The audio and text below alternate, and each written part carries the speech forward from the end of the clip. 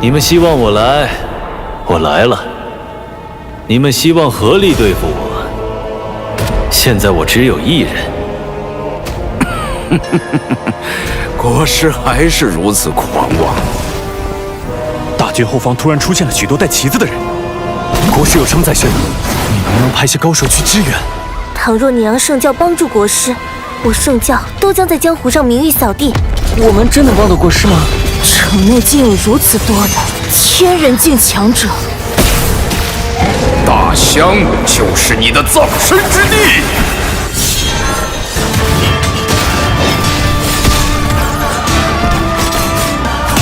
旧时代必须彻底摧毁，革命须得流血，须得万万人头落地。什么东西啊？山，是一座山，在天上飞。Hello guys, how's everyone doing? Welcome back to my channel. Today we're checking out the Tales of Hurting Gods episode 65 spoiler. This part gets pretty interesting, so I thought, why not share it with you guys? Alright then, let's jump straight into the story. So Qinmu's just standing there, frozen, trying to figure out who this mysterious Dao friend even is. And honestly, same, I'm curious too. But then the Eternal Peace Imperial Preceptor starts opening up, real calm, real casual. And what he says, yeah, that would make anyone's skin crawl. It suddenly feels like Qinmu could be removed at any time, quietly, permanently. And the preceptor just smiles, like, relax, don't worry about it. He says he's only sharing what's on his mind because Qinmu's a good listener. If it had been Duke Wei, oh please, the whole court would know by tomorrow. And I'm here thinking, wait, Duke Wei, a legendary loose-lipped gossip? Now that explains a lot about Wei Yang. Then the preceptor takes it a step further. Technically, Qinmu works for the court, sure, but he's not really in it, which in his mind makes this nice and safe. And just when you think that sounds almost flattering, he drops the punchline. Nobody believes a single word that comes out of the heavenly devil cult master anyway. Ouch. You can feel Qinmu's mood drop. Right then, a group of generals approaches, reporting that Heaven Wave City's already been pacified. Big news moment. And I'm sitting here like, whoa, that was fast. They look Qinmu over, confused, until the preceptor formally introduces him as the first Imperial Academician. Suddenly, everyone's impressed. This kid? Mature, reliable, brilliant. Qinmu just smiles politely, taking it all in stride. But the preceptor? He turns south, eyes sharpening. He says this last battle was just a preview. The real storm is still coming. And right as I'm thinking, that sounds serious, the generals panic because they notice he's hurt. Big moment. Wait, is he okay? But he waves it off, pale for just a second before steadying himself again. Says killing a devil god comes with a little recoil, casual. Then he lays out his plan. Send word to the rebels in the south. Two choices. First, he marches in with the army and wipes everything out. Cults, sects, families, scorched earth. Because those are the rules for rebels. And there's this chilling calm in his voice that makes you believe he means every word. Second option, they settle it martial world style. Draw the lines, meet in the field, fight it out, winner lives, loser doesn't. Simple, brutal, honest. And even the general tasked with delivering the message hesitates, like, is this really okay? And honestly, I'm wondering the same thing. So, the Eternal Peace Imperial Preceptor just looks at Pillar of State He, like, what do you mean it's inappropriate? He reminds him, calm as ever, that he used to be a martial world guy too, just like he himself. And I'm over here nodding, like, fair point. Court titles are just new clothes over old scars. But he still worries out loud. If the rebels choose a martial world duel while the preceptor's recovering, what if someone takes a cheap shot? And honestly, yeah, that's a real concern. Backstab levels high. The preceptor just waves him off, though, and he hurries away to deliver the message. Then it turns into full-on war room mode. Another general steps up, and the preceptor starts laying out orders like he's arranging chess pieces across a massive board. Troops fan out across the land, east to the sea, west to the great ruins, and the tone shifts. Lakes? Suppress them. Rivers? Cross and suppress those too. Cities? Eradicate as they pass. Push south. No pause, no mercy. And I'm sitting here thinking, wow, this is pressure on purpose. Each commander takes their assignment, voices firm. Duke Wei gets the big one, lead the charge straight toward Daishang, with 2 grand generals sweeping the cities on either flank. Another army surges toward Daiyu. It's a whole tidal wave forming.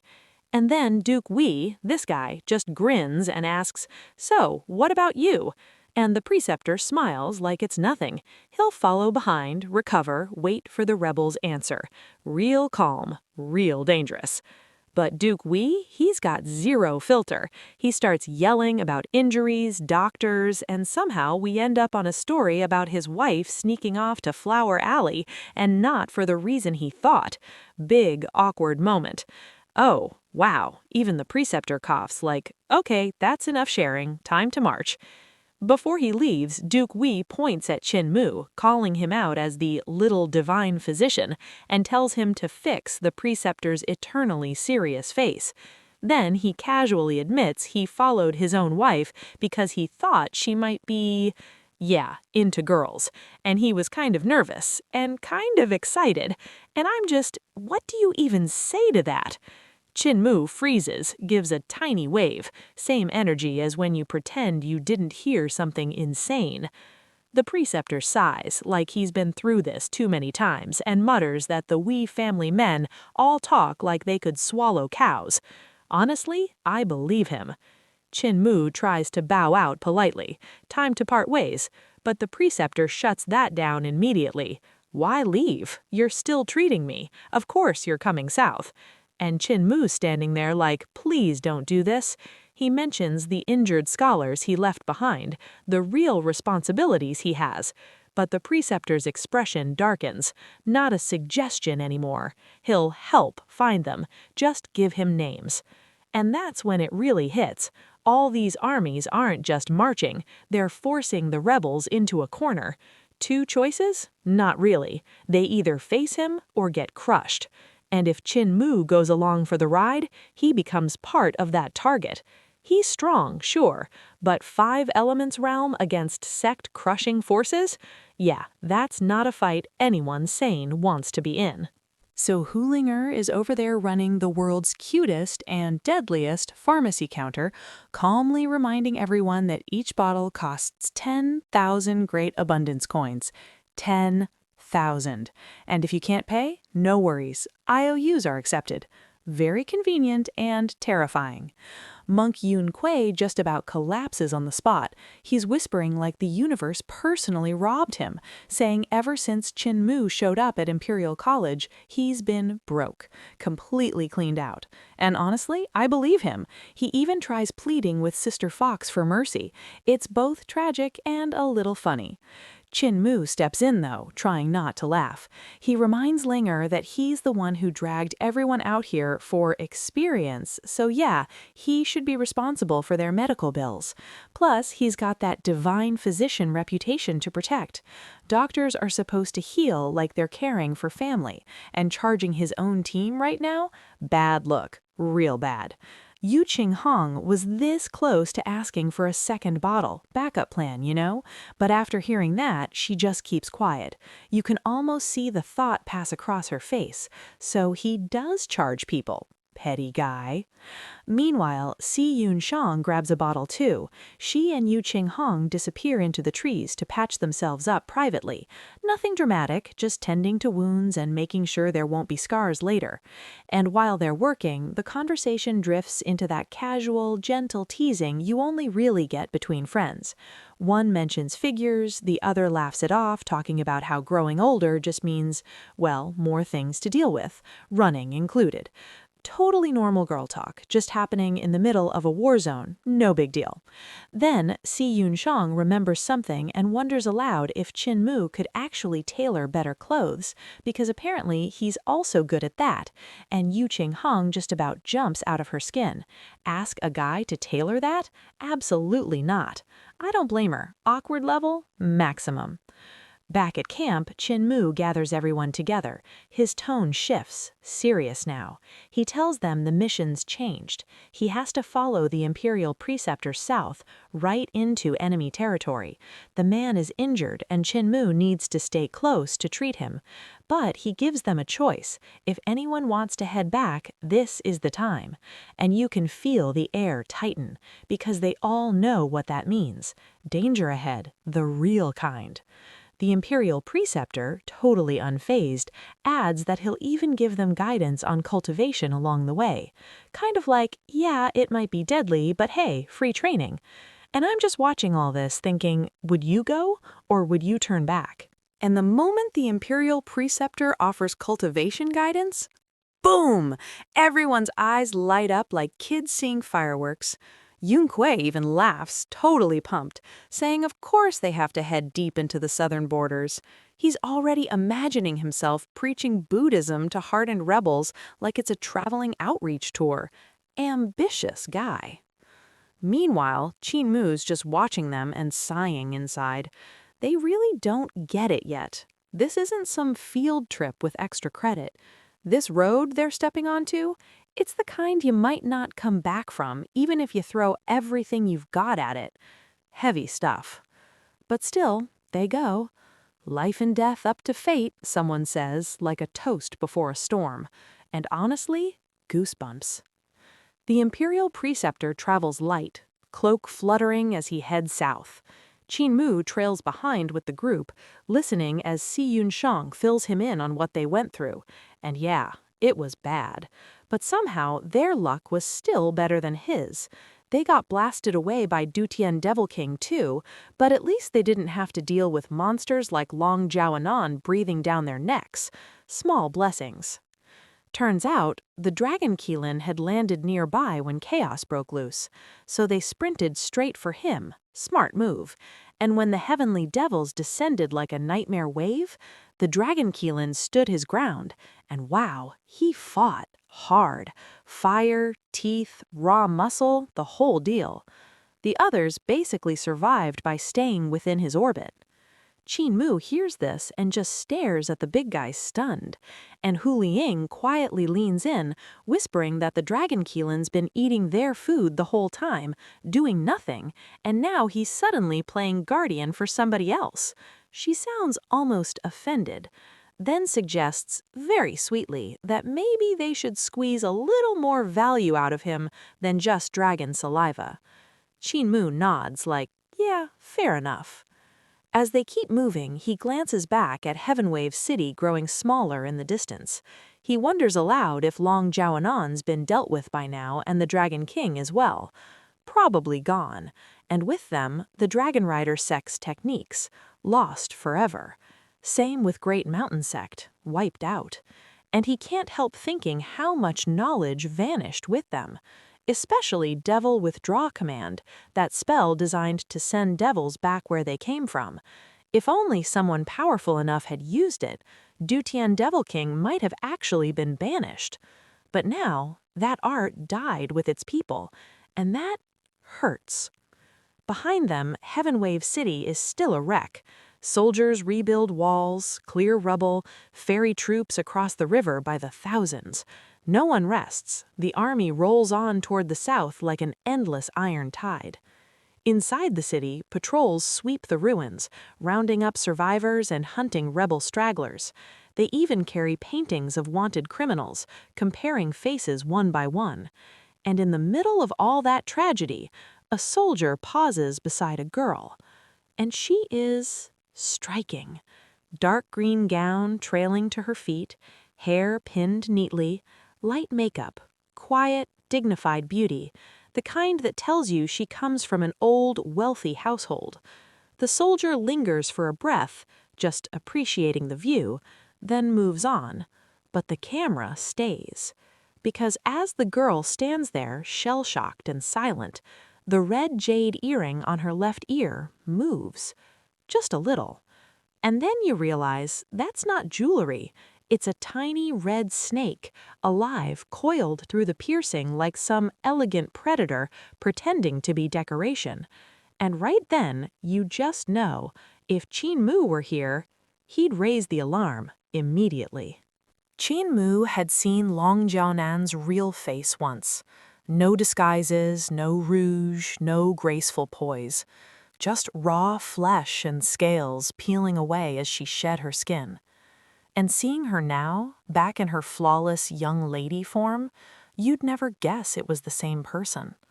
It's almost unsettling, like watching an actor step back into character, only the audience knows the truth. Meanwhile, the city is still in mourning mode. Soldiers are gathering bodies, stacking them onto carts, rolling them out toward the burial mounds beyond the walls. And behind them trails Long Jiaonan, eyes red, voice trembling, as she asks whether her father's body is among the dead. Soft, broken, completely harmless. Or so it seems. The soldiers, tired and numb from death, tell her honestly, there are too many corpses to tell. Maybe check the burial pits outside. She thanks them, so polite, and follows along. And when they reach the mounds, wow, it's grim. Huge pits dug into the earth, deep and wide, packed with thousands of fallen bodies. More pits beyond that. Carts roll up in turns, dumping the dead like unwanted cargo. The smell alone must be unbearable. Then Long Jiaonan suddenly calls out across the graves, voice cracking with emotion. "Father, if you can hear me, answer!" Over and over, and the soldiers just glance at each other like, yeah, grief finally broke her. But then a faint response rises from one of the pits. "I'm here." Oh, whoa. Everyone freezes. The officer snaps to attention, on guard, because dead men don't talk. Long Jiaonan, though, she just smiles quietly and whispers, "Xiao Hong." And that little red earring of hers drops to the ground, stretching, swelling, transforming into a gigantic serpent in the blink of an eye. Venom rolls off its fangs like mist. Soldiers gasp, too late. They collapse one by one as the snake surges forward, devouring them in sweeping, terrifying motions. It's chaos, and she simply walks past it, calm as ever, down into the pit, tossing bodies aside until she finds him. The Dragon King.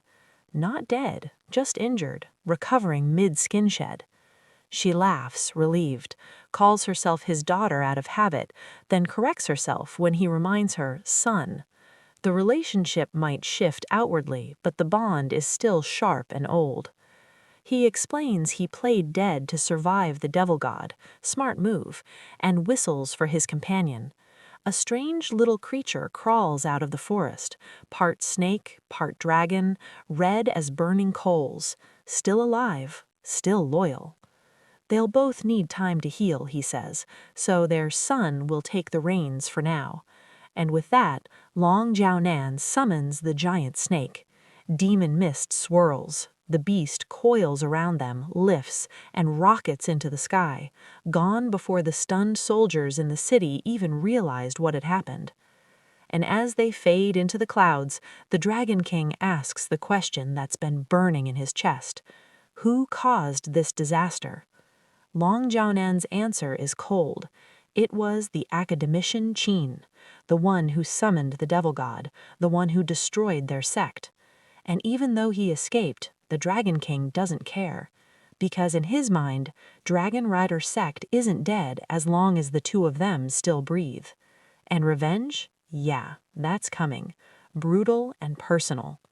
Far away, completely unaware, Qin Mu is still traveling south with the imperial preceptor, the army thundering past them like a steel river, racing straight toward the next storm. They keep moving south at this calm, steady pace, army thunder ahead, wilderness stretching out around them, and Qin Mu finally decides this is the moment. He glances over and politely asks the Imperial preceptor a question. Starts with a compliment first, real respectful. And the preceptor just stops him right there, surprised, like, "Hold on, when did you get so good at flattery?"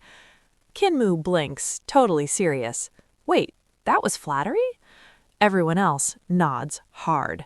Even Siyu Song is like, "Oh yeah, absolutely."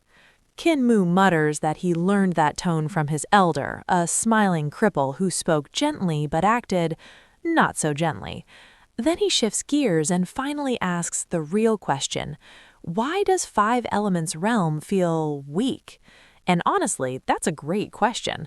Spirit Embryo realm feels powerful and sharp, but Five Elements, it's like there's this huge potential buried inside and no real way to unlock it.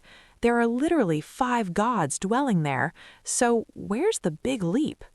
Everyone else leans in. Yeah, they've wondered the same thing.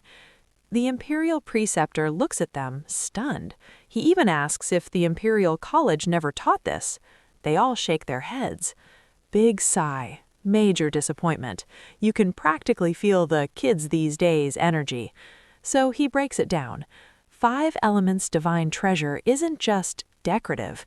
It's tied to the actual 5 Elements star sovereigns in the sky, sovereign-level gods, not minor spirits.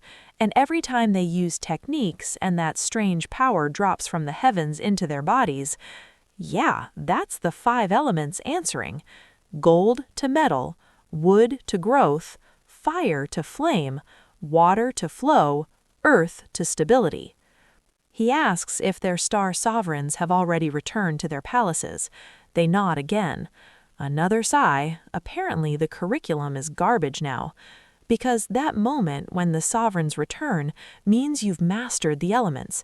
And once that elemental power merges with your vital chi, it literally changes its nature, adds attributes, makes it richer. And then he shows them. He lifts a hand, boom, a golden shield forms out of thin air. Gold. It fades, and suddenly the plants around them explode in rapid growth, vines stretching and leaves swelling like time just hit fast forward. Wood. Then water surges beneath their feet, lifting them, carrying them forward like a living river. Water.